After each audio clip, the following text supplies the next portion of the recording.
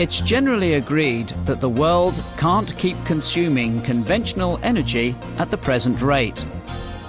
Not only are such resources finite, but they also cause worrying rises in global temperatures. What's needed is more focus on energy conservation and the development of clean, renewable energy sources.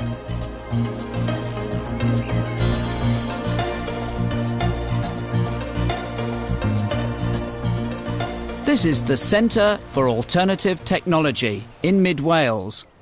The centre was opened in 1974, when more and more people were becoming concerned with environmental issues. 50 young idealists took over a disused slate quarry. They built homes, planted vegetables, and began developing ways of using renewable energy to power their community. 30 years on, the centre welcomes 70,000 visitors a year, offering them the chance to look around a thriving, vibrant community with every kind of alternative energy technology you can think of. Amanda Roll-Pickering lives and works here and believes that alternative technology is vital for the world's future. Right now, the Western Hemisphere uses more than its fair share of the world's resources. If everybody lived the same lifestyle that the average person in Wales lived, we'd need 3 planets. We just don't have that amount of space. We only have 1 planet, and it's not fair that others should go without because we want to consume more resources. And it's not fair on the planet because there's a lot of destruction being made in order that us humans can lead good lives. We think that we can have a high quality of life, but by using less power, by living more sustainably, and we want to promote these ways so that they catch on. Well, here at our visitor centre we have all kinds of exhibits that show people what you can do in your own home. We're not a blueprint for what a village should look like. It's more a place where you can pick and choose different ideas. For example, in our home exhibition you can find out about energy-saving light bulbs or different insulation that means that the power you use in your own home is reduced. You can go to our gardens and see different ways of growing without using dangerous and toxic chemicals. Or you can look at the different building materials that we use here. Rather than using concrete, which is really, really toxic, you can use straw bales or earth or really natural wooden building materials and frames. The centre is run on renewable energy. A combination of wind, hydro and solar power is used to provide their electricity. There's even a wind and solar powered telephone box. When they create more energy than they need, it's exported to the national electricity grid. If they have too little, they import some back. This house has an integrated solar roof, which uses sunlight to generate the electrical needs of the offices below, including their 11 computers. Here we are at some solar panels that are actually working, generating this pump here. Basically, the light that's falling on them now, even though it's a relatively dull day, is actually enough to be creating electricity and making this pump go round here. These are the solar cells, the solar panels, also known as photovoltaics. The light is hitting the active bits of the panel here and creating an electric charge here, which is going along all these wires, being collected and going into the pump and making it run. Now, to prove to you that this is actually working from the daylight today, we can demonstrate and cover it up with these clouds that we prepared earlier, which should be enough to, yep, there we go, slowing the pump down and stopping it. And as soon as the light falls on it, it starts up again. Replace standard light bulbs with low energy light bulbs like this one. Low energy bulbs use only 7 watts of electricity compared with a 60 watt standard bulb and last 3 times as long.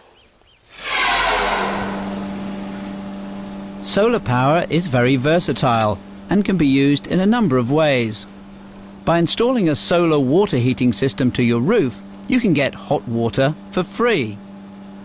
The sun heats up the panels and the tubes, which in turn heats up your water supply. Simple, yet efficient. But what happens to your bath when there isn't any sunlight? If it was dark, if it was nighttime, then yes, obviously you wouldn't be generating anything. If on a day like this you will be generating something, although not as much as on a sunny day.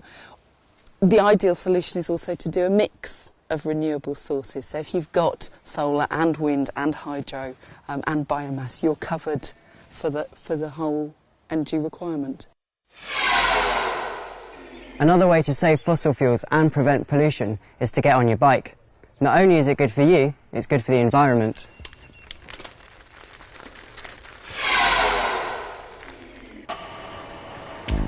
Alternative technology can also be used for energy-efficient transport. This is a water-balanced funicular railway, which carries visitors up the cliff to the centre. Water falling on the hillside above powers the railway for nothing. In the summer it makes up to 120 trips a day, with 17 passengers each time. How it works is simple. There are 2 cars connected by a cable. The car at the top has its tanks filled with water, which makes it heavier than the bottom car. The brake is released, and as it descends, it pulls the other car up. When it reaches the bottom, the water is emptied from the tank, recycled, and the process begins again. Transport for free. Prevent pollution and save fossil fuels by using public transport. Get on a bus or a tram or a train rather than taking the car. But it's not just the sun and water that are good sources of renewable energy. Wind power is becoming more popular. The wind farm is now the most established alternative power source in the UK. This one is located in Newtown in mid-Wales. When it was first built about 12 years ago, it was one of the first in the country. It covers a large area, with over 100 turbines supplying nearly 20,000 homes. But what happens on a calm day? The wind doesn't blow all the time, and they only generate in specific wind conditions. These turbines will generate when the wind is at 5 metres per second, and they will cut out 25 metres per second. But in general, they will be running probably 30 to 40% of the time. It's never been claimed that wind farms will replace electricity. They'll always be part of the energy mix. So we'll still have coal stations, gas stations, renewable energy such as wind, wave, tidal, and also nuclear power stations. I'm standing next to a typical turbine. This is the tower, and it's made of steel. This particular unit is 38 metres high, and on top of the tower is a nacelle. The nacelle is made of fiberglass and steel and houses the generator, gearbox, hydraulics and all the control components. The blades are attached to the gearbox and are made of fiberglass. These particular blades are about 14 metres long, and this turbine is capable of producing 300 kilowatts of electrical energy. The energy is transported via cables inside the tower, underground into these transformers. Now, via underground cables, it is then transmitted into a local grid network via overhead power cables. Wind farms have their critics. Some regard them as a blot on Britain's beautiful landscape. John doesn't agree. I view them as very graceful. Kinetic sculptures is one of the things I've been told. I think they're very, I'm not going to say pretty, but they're very, very nice. They're part of the energy mix. I believe that they're part of the future. Grow your own fruit and veg. If more people did this, there'd be less need for intensive farming, which damages the land. It's good fun too. Sustainable living is not just about renewable and sensible energy use. At the centre, they also practice alternative approaches to gardening and advise visitors on how best to grow their own food organically.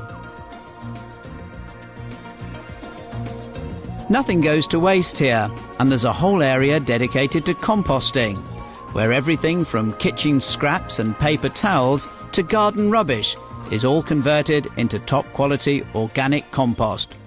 The whole process takes a few months, but it's definitely worth it. This is where we make most of our compost. and you can see it's quite wet. We have to keep it wet because it gets so hot that it evaporates all the moisture, and then it doesn't do its composting properly if it's too dry. So we add urine to this.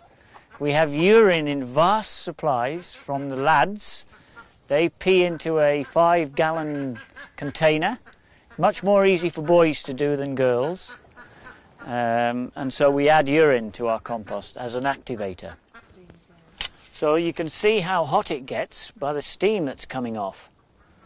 And the composting process is well underway.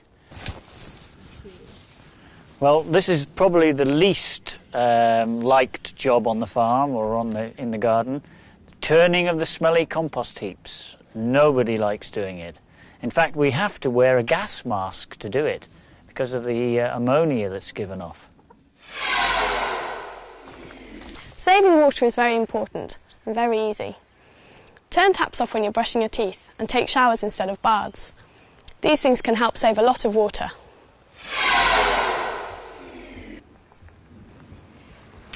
This is the community area of the Centre for Alternative Technology. I live here with 11 other members of staff and our families. You might be able to see that some of these houses are original buildings from when the slate mine was in operation before the centre came here. And we've restored these buildings so that we can live in and fitted them out with different environmental features so that we can be practising what we're preaching in the actual visitor centre. This is my lounge. Now, all the walls are really thick and well insulated, and they're painted with environmentally friendly paints, so that means much less chemicals and a more pleasant environment to live in.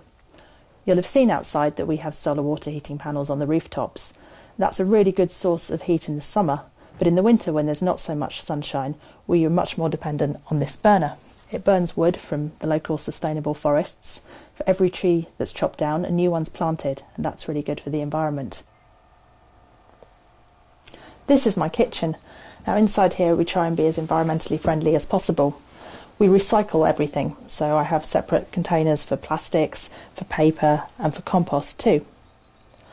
You'll see in this kitchen there are a lot of things missing that you might expect to find here. There's no fridge, no freezer, no washing machine or dryer.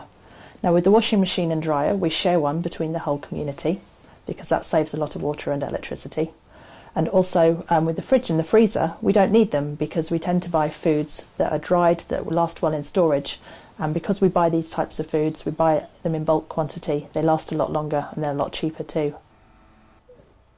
Living in a community like this with all these different environmental features might seem like quite a challenge when you think of all the different things we do, but it's very easy to get used to quickly, and I think most people could adjust their lifestyles to take on a lot of these different things.